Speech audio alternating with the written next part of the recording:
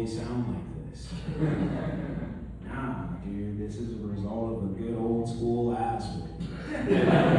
Yeah, and see, in the 5th grade, I thought it'd be a great idea to tell my grandma to shut up. And then I slammed the door. Bro, she pulled up on my room like she was Batman. She was just standing there like this. And I was kind of cooked. I was like, you can't run away. She's standing by the door, and then my pants were sagging, right? You know how hard it is to run away from a ass woman when your pants sag?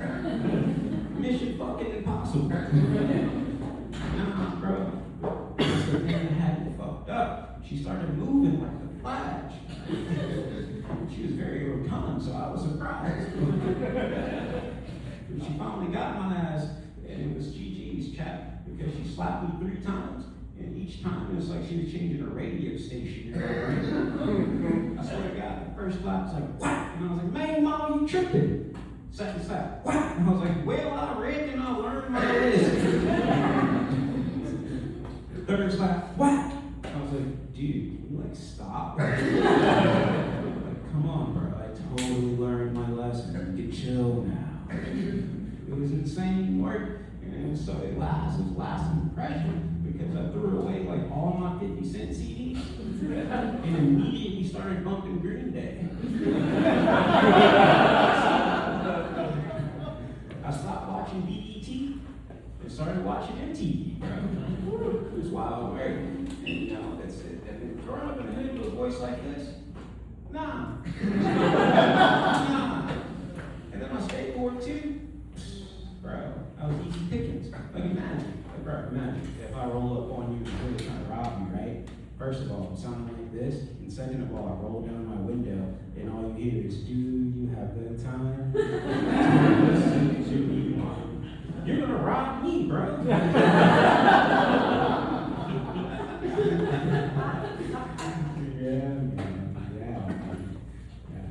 That's why I sound like this, bro. It's insane work.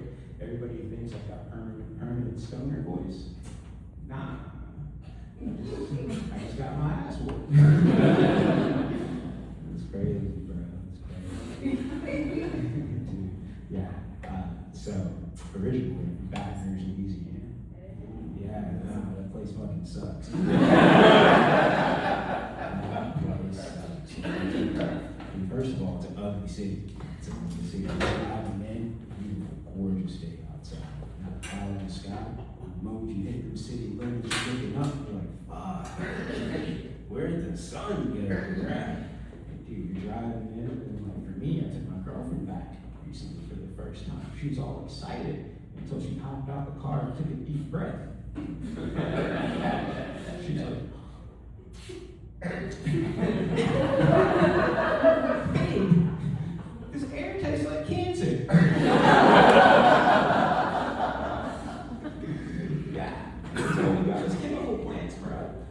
It's insane work. And then this fucked up thing. The closer you get to the chemical plants, the uglier the people get. It's nefarious work, man. They were driving through one Baton Rouge and I'm showing all the sights. I'm like, yo, bro, there was Mike the Tiger. And then she's like, I'm not worried about that. The babe look. I'm like, what? She said, what's wrong with that man? So I rolled on my window. So I get a good look, you know. I'm looking and I'm sweating. And I'm like, damn. Babe, that's unfortunate. That nothing's wrong with that man. He's just going back and forth. I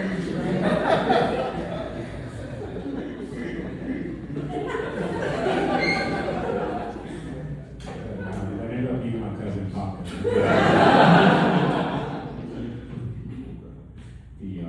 It's cool. I like being out here. Because I've been slowly infiltrating the Hispanic community. Yeah, dude, it's lit. And I felt like my mission was going well. I recently attended my first time on the side. That shit was popping, dude. Let me tell you, the food, amazing. I was eating everything. At one point, I started asking questions. So I was like, hey, yo, bro, what's that you're about to give me? They're like, oh, yeah, you're about to try some lengua. And I'm like, bro, what's Langwood? And they're like, yo, that's tongue, cow tongue. And I'm like, yo, fuck it with that mouth, dude, lace me up or something. Some of the motherfucking salsa beer, and I'll get that shit bumping again.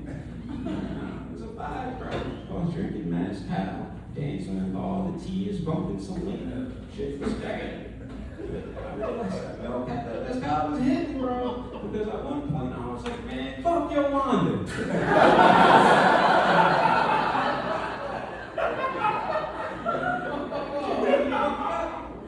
I was heated, bro. I was like, Yolanda, you peachy gordita. Fuck up out there, bro. Off the mezcal and Langwood, bro.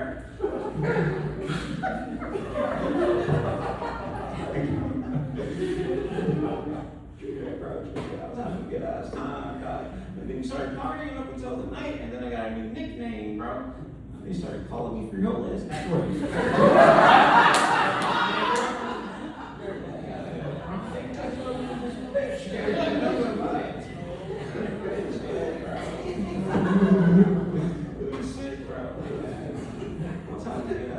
I ain't know what that meant. Again, I forgot Irish. I was kind of dumb, I ain't gonna lie. He's like, hell yeah, bro. I'm thinking shit sweet. I'm like, yo, bro, when I get out of here, I'm gonna get one of them big ass belt buckles with my new nickname on it. Necro. I was saying, bro. So nah, it wouldn't have been for one of the youngins stopping me on the way out. He was like, hey, yo, bro. I was like, what's good, youngin? He was like, hey, look, I'm gonna be real with you. And he showed me a little can of Goya beans. So they're gonna call you Black Bean on. I was devastated. Devastated. I'm proud. It's hurt, bro. And then that made me realize something. It's still fuck Yolanda around. Yeah, man, that shit's fucked up out here, dog. Yeah, man, I like it out here, bro. It's sick. You ever get so high you forget what language you speak? Yeah. I used to live with a botanist back in the day. And one morning he woke me up before work. He was like, hey, yo, bro, you want to try some of this science weed? And I was like, dude, yeah. I love science and I love weed. So I hit that shit. And immediately my brain, all I could hear was a deep fryer going on. And I was like, damn, I'm cooked. I'm driving to work, bro. And I'm hard. And I get there, and like, they need a table. And so I go out to the table, and all I got is like ice and straws, no water. So like, yeah. I walk up, these two old southern white ladies, bro, and I'll never forget this as long as I live. I walked up and I was like, Ohio gozaimasu. Anton Jogi, Omodetu, Nitasama. And they were looking at me, they were like, oh my God, it's an authentic Japanese Negro.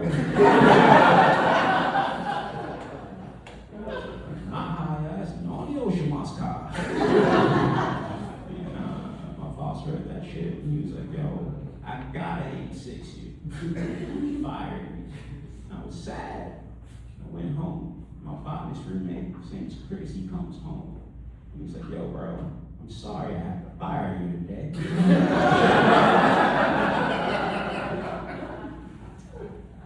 Yeah, and then you had the audacity to ask me for rent money. I'm like, bro, it's your fault.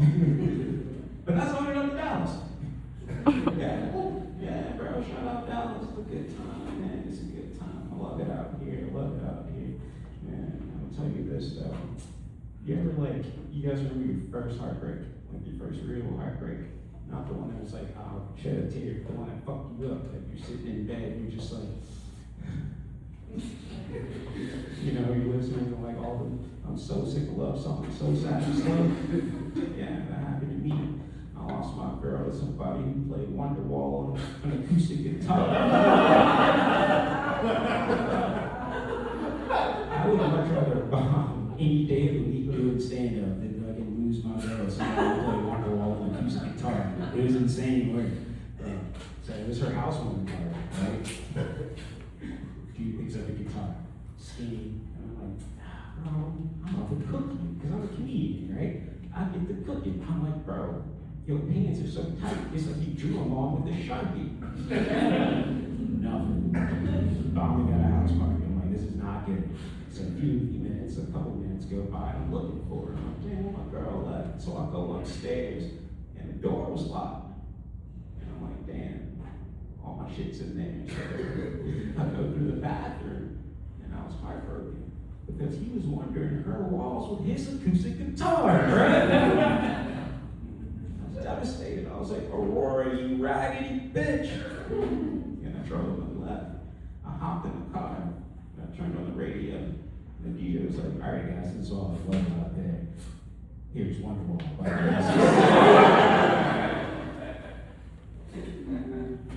was crying, bro. I was all sad and shit.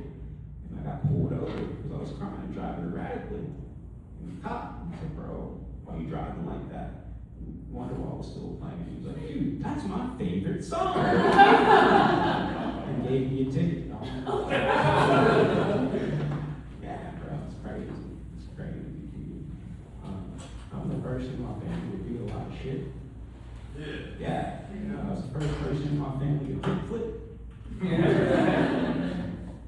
I was the first person in my family to graduate high school. And I was my first person in my family to go to Panera Bread.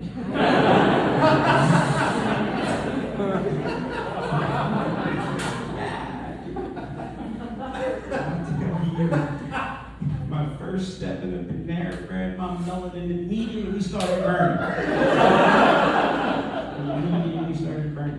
Each step I got lighter and lighter. I was like, first step, Taylor Swift's an amazing artist. Second step, I was like, dude, I know how to slow down. Third step, I was like, bro, I think I'm a Republican. Dude, that's like you. That's like if you went to Popeyes and blackness took you over. You took one step, and you're like, well, Boosie's an amazing rapper. I forgot all my knowledge of swimming. You took a bite of that spicy chicken, and you're like, damn, bro, I might say nigga today. Anyway, I've been Josh Trevor. Thank you guys. Give it up for